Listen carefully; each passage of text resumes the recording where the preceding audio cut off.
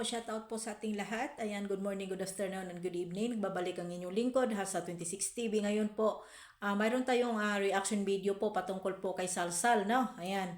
At siyempre po, ay lagi naman po itong, lagi naman po siya siguro naman ay higit sa inyong kaalaman. Lagi po itong pinapalamon ng Kalingap, ng Team Kalingap. At syempre po, shout out po muna sa ating ama ng Kalingap, Kuya Bal Santos Matubang, Ate Edna Kalingap Rab, Miss Jack Matubang, pakisupport po ng kanilang mga YouTube channel. Shout out din po sa mga sponsor na nanatili pa rin po dito sa Team Kalingap at hindi ko na rin po kayo maisa-isa. Ayan, alam po ninyo kung sino po kayo. At shout out po sa Kalingap Strikers. Ayan, hindi ko na rin po kayo maisa-isa. Ayan po, shout out po sa inyong lahat. Ayan. Dito nga po ay mag-reaction po ako dito kay Salsal, no, na laging pinapalamon po sa Team Kalingap ng content at laging naninita dahil hindi niya kayang pabagsakin at hindi niya kayang pantayan si Kuya Bal Santos Matubang at si Kalingap Rab. Okay, so ang title po niya dito ay Kalingap Takot kay Hasa.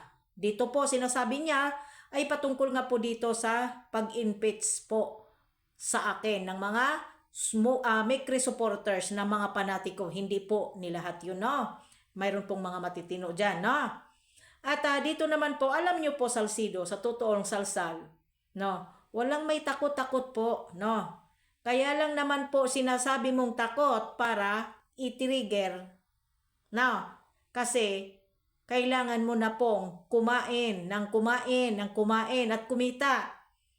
Diba? Kung hindi pa naman ikaw po makapalang mukha, eh hindi ka po talaga na talagang po, kasi hindi naman po talaga ikaw makapalang mukha na patuloy hanggang ngayon. Ilang taon na pa ba si Jamil ngayon? Binata na, ang napakagwapo na parang Sir Romnick Sarminta. Inggit na inggit ka. Ngayon, wala kang ibang ginawa kung hindi sitahin ng sitahin. Nandito daw kayo sa katotohanan. Ngayon, Salcido, hahamunin kita.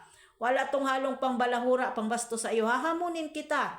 Kung nasa katwiran at nasa katwiran ang inyong pagrereklamo, bakit hindi ninyo kayang ireklamo at idemanda ang Kalingap? Dahil tulad ng lagi ninyong sinasabi na may mga anomalya dito sa loob ng Kalingap. Hindi ba? Bakit hindi niyo kayang pataubin at kayang sitahin at kaya ninyong idemanda at ireklamo ang isang Bal Santos Matubang at Kalingap Rab? Dahil hindi nyo magagawa kasi for the content.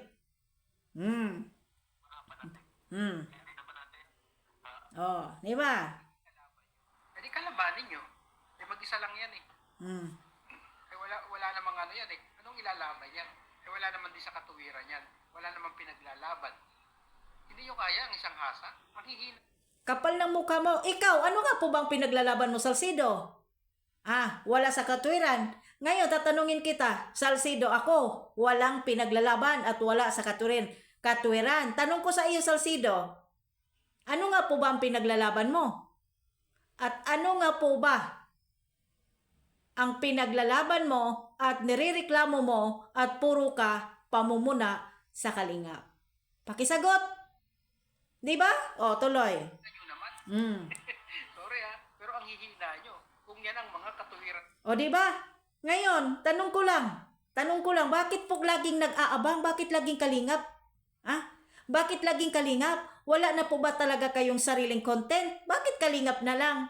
Bakit Kalingap na lang ng Kalingap, Salcido?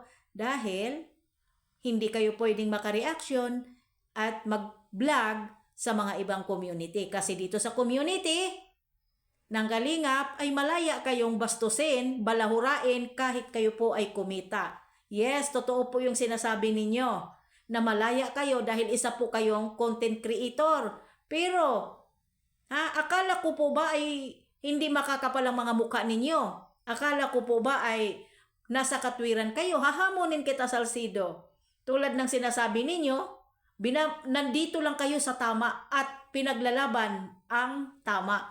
Kung nasa tama ka, kung hindi rin po ninyo ginagamit ang Kalingap, Salcido, bakit nga po ba hindi ninyo ireklamo at hindi nyo kayang patumba ang Kalingap? Bakit nananatili pa rin hanggang ngayon? At bakit tumataas pa rin po si Kalingap Rab sa kanya pong mga viewers, sa kanya pong mga ina-upload? Lalo na po siguro kapag nagcha-charity na po at nakikita at nagbablog na po si Jamel, ikaw siguro ang kinauna-unahang viewers. Dahil wakwakin mo na naman ulit si Jamel. Dahil hindi ka nagtagumpay nung kabataan niya. Ngayon pa kayang hindi ka masusupawalpal ni Jamel?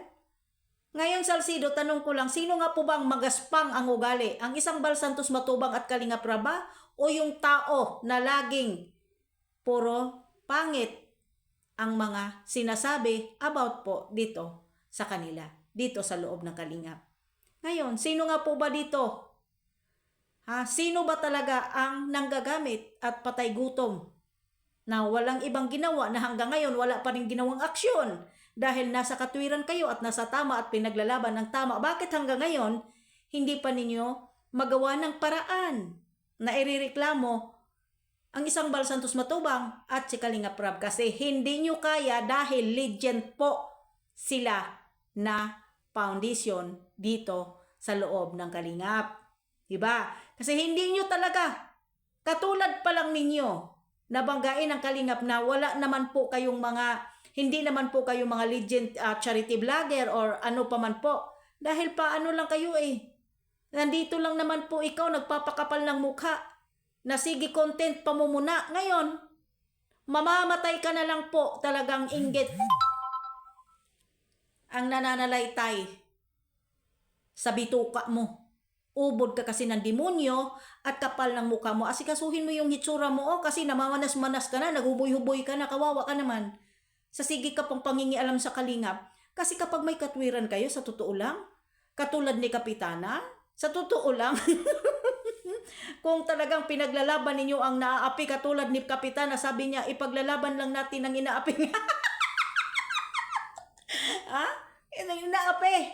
Kung talagang pinaglalaban ninyo ang inaapi, lang tulad ng sinasabi ninyo, hindi ninyo idaan dito.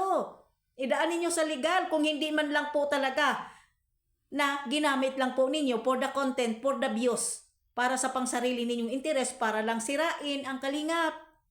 Kasi galing naman kayo dito sa loob ng Kalingap May nai-content ba kayo ng iba? Wala. Diba?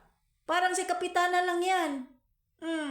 Diba parang si Kapitana lang yan? Kahit saan nakarating, kahit saan ang mga langaw at mababaho na mga isyo, nandoon din siya. Nandoon din siya. Ganun kakapal ang mukha ni Kapitana. Yan po ba ay pinaglalaban ninyo ang katotohanan at ang naaapi? Ay Kapitana, maawa ka sa sarili mo. Ay ipagtanggol mo ang naaapi. Kay kung ipagtanggol mo ang naaapi, alam mo ang ibig sabihin ng salitang ipagtanggol ang naaapi ng Kalingap. Alam mo kung saan ka tatakbo, saan ka pupunta. Sige nga, hamunin